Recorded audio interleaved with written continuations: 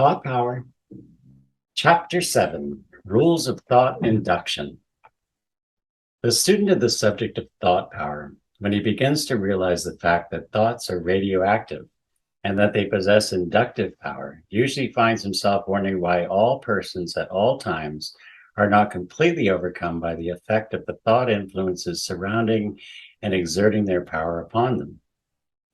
He marvels at the fact that anyone can escape the thought induction of the thought atmosphere. But his observation and common sense informs him that most persons seems to be comparatively free from such influences, except in exceptional cases and under unusual conditions. This reflection brings the student to the point where he seeks for and finds certain general rules governing the phenomena of thought induction. These general rules we shall now present to you. 1. Protective immunity. Nature operates in the direction of protecting living creatures from influences threatening them injury. So far as is possible, she interposes a protective shield between the creature and the adverse influence. Nature, finding the creature persistently threatened by influences which have proved themselves to be dangerous to the welfare of the species or class to which the creature belongs, begins to build up and establish what is called the protective immunity of the creature to that particular influence. By reason of this natural tendency, the human race is now immune from certain diseases which formerly seriously threatened it. Each generation acquires an additional degree of this immunity. A leading reference work says, immunity may be described as the state or condition of an individual who is resistant or non-susceptible to a particular infection. There is no such thing as absolute immunity. While animals or individuals may seem under natural conditions to be immune to certain diseases, yet when they are placed in an unfavorable environment or when the natural vigor is lowered by climate or insufficient food, they succumb to diseases which they are ordinarily immune. In the same way, nature operates in the direction of protecting us from the perception or consciousness of certain sounds, sights, smells, or other sensations which serve no useful purpose to us, but which would serve to distract our attention from more useful reports of the senses. For instance, we are conscious of but a very small percentage of the things which our eyes see on the streets of a busy city. Our ears receive a multitude of sounds which our consciousness fails to register. We become so accustomed to familiar odors that we fail to perceive them. And in a like manner, we fail to register the greater portion of the thought vibrations which are beating upon us from all sides at all times. Were it not so, we would never be able to think at all on our own account or have a mind of our own. It is only the exceptional, not the ordinary, thought influences which reach us. And by self-training, we may still further limit these exceptional influences. In fact, it may be stated as a general principle that we are strongly affected by thought induction proceeding from the radioactive thought of others only when our natural immunity to these is lacking, or when it is overbalanced by certain strong attractive powers in our own minds. These conditions arise, for the most part, from some of the following causes. 1. General lack of resistive power of our own thoughts, arising from a lack of strong convictions and ideas of our own, which are opposed to those involved in the thought vibrations reaching us from others. 2. General agreement and harmony with the outside thought vibrations, which operating on the principle of like attracts like, actually attract and draw such thought influences to us, or at least open the gates of our minds to their influx. 3. General belief in or fear concerning the power of the outside thought influences to reach us. The confident expectation of earnest belief or of a deep fear is practically the same thing, and in either case, it opens the gates of our minds to the thought influences in question. 3. General belief in or fear concerning the power of the outside thought influences to reach us. The confident expectation of earnest belief or of deep fear is practically the same thing, and in either case, it opens the gates of our minds to the thought influences in question. 2. Neutralization. Thought vibrations are subject to the process of neutralization by means of which they are deprived of much of their strength and inductive power when they come in contact with thought vibrations of an opposite character, either in the minds of individuals or in the general thought atmosphere of persons and places. Thus, when a current of thought vibrations comes in contact with an individual of strong, positive ideas and convictions of an opposite character, the current is weakened by the contact and conflict and loses its power to influence either the individual or others. In the same way, thought currents are weakened or neutralized by contact with strong, positive thought vibrations of an opposite character in the thought atmosphere of a place. On the other hand, however, if the new thought vibrations be in accord with the original current, the latter receives fresh strength and power. The mental atmosphere of every place of public meeting and of every place in which members of persons live is constantly filled with thought waves, thought currents, thought streams, and thought forms, all made up and composed of the thought vibrations of numerous persons drawn together by the force of their mutual attraction. These streams of thought vibrations, of course, are constantly coming in contact with each other. When this happens, a certain process is set up in which usually occurs either a combination and blending of the harmonious elements or else a neutralization of the inharmonious elements. In the process of neutralization, a certain definite ratio is found to maintain. For instance, if the two opposing forces are of about the same degree of power and energy, each will lose practically an equal amount of inductive strength by reason of the neutralization. But if they differ in comparative power and energy, they will each lose in the inverse ratio of their relative strength. The stronger will lose less, and the weaker will lose more. Thus, if one of the opposing forces is twice the power of the other, it will lose only half as much as does the weaker one. But in each and every case of neutralization, there is a loss on both sides. This being so, it follows that the individual coming in conflict with strong opposing thought influences must replenish his own thought power by pouring into it a stream of strong, positive ideas representing his own convictions, principles, or beliefs. This process of neutralization is also manifested in the process of treatment of things, places, or conditions on the part of the followers of mental science. Here, the adverse, undesirable, negative thought atmospheres are neutralized and dissipated by turning upon them a steady, ever replenished stream of positive, good thought vibrations. 3. Rhythm.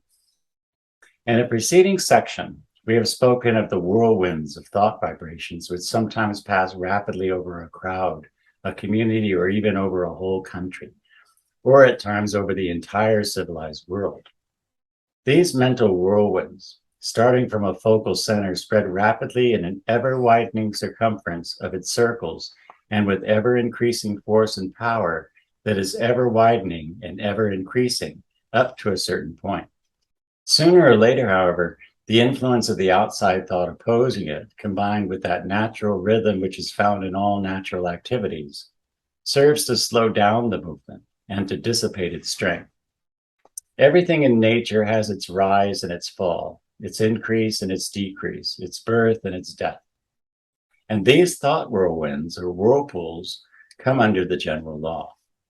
If you will study the history of mental epidemics, crazes, or other phases of extended thought contagion, you will perceive the operation of this law of rhythm, this tendency to regain and restore the normal balance between the opposing poles of things. In the instances cited in the preceding chapter, you will note the gradual or rapid decline of the contagion following its rise to its highest point.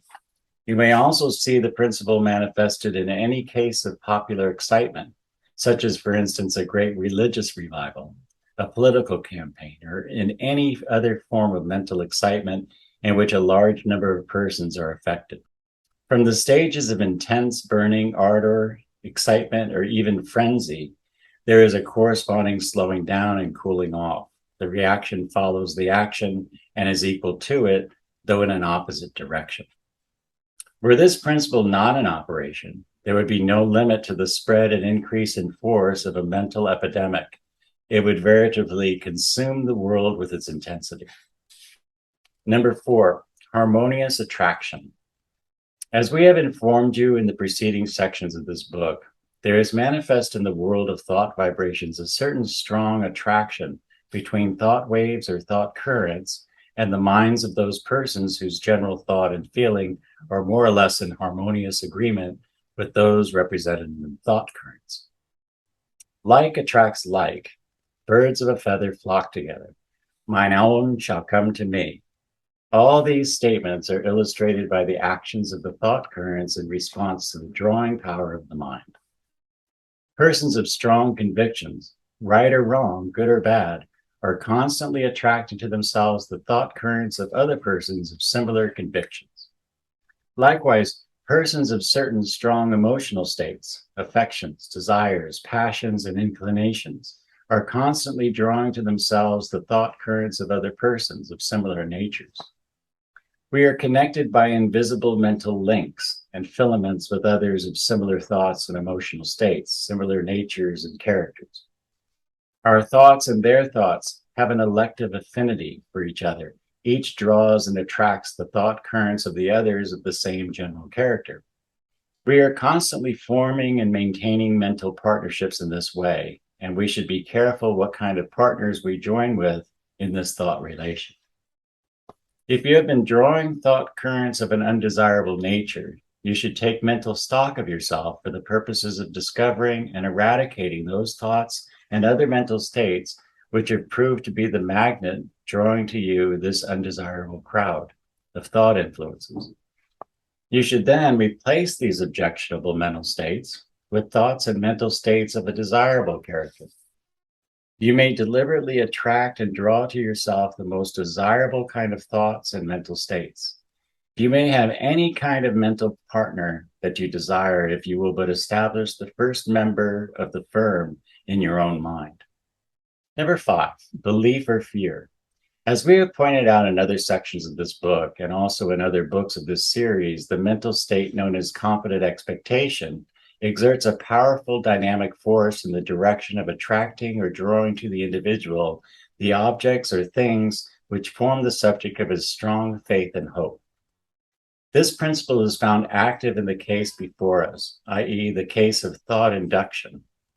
The person who earnestly expects, hopes, and believes that the positive, advantageous thought currents of others will reach and influence him undoubtedly sets into operation the subtle forces which attract and draw such to him. Likewise, the individual who strongly fears and therefore expects confidently that the adverse, negative thoughts of others will reach and affect him equally draws and attracts to himself that which is so strongly fears. In either case, the principle is that of confident expectation. In each case, there is present a strong faith or belief, which in one case is accompanied by hope and in the other by dread. In fact, at the last, faith, hope, and fear, dread are perceived to be the opposite poles of the one mental state, the mental state of confident expectation. Each pole is possessed of a strong drawing power or attractive force. Each draws to itself the objects or conditions corresponding to the thought. This realization of the essential identity of the two apparent opposites will be found to furnish the means of the reconciliation of the two facts, seemingly opposed to each other, which for so long has perplexed and disturbed the students of mental science. The first phase of the power of confident expectation, i.e., that of faith-hope, is illustrated in the many cases of mental healing or similar forms of mental or spiritual therapeutics, in which sick persons, by their earnest faith and hope, attract and draw to themselves the healing thought and mental patterns of the healer or person giving the treatment, which thought influences in turn serve to arouse within the patient his own recuperative force and energy, and thus to bring about a cure. The same principle operates in case of treatments for improved conditions, which result in awakening the attractive mental forces of the individual himself, thus bringing about the desired improvement according to well-established psychological laws. Thus, faith and hope are powerful mental states capable of effecting important results. The second phase of the power of confident expectation, i.e., that of fear dread, is illustrated in the many cases of persons affected by their belief in adverse treatments, malicious magnetism, black magic, witchcraft, and so on. The history of psychology and mental science contains numerous instances in which persons have been seriously injured in health and in some cases have actually died by reason of their belief in the power of evil inherent in the adverse thoughts of others. Here, the fear dread has acted in the same way as does faith hope, both being phases of confident expectation. That is to say, it is attracted to the person the evil influences which were dreaded and the evil effects which were feared. Here, the thing I feared has come upon me. There is nothing strange in the matter once the principle is understood. No one who is filled with faith hope in the good and who banishes fear thought dread of the evil need ever suffer from any of the adverse mental influences above mentioned. This is the truth which is destined to set many free from the curse of error. The 5 rules of thought induction, which we have just called to your attention, will be found present and operative in practically all phenomena of thought power in all of its many phases. You would do well to study each very carefully.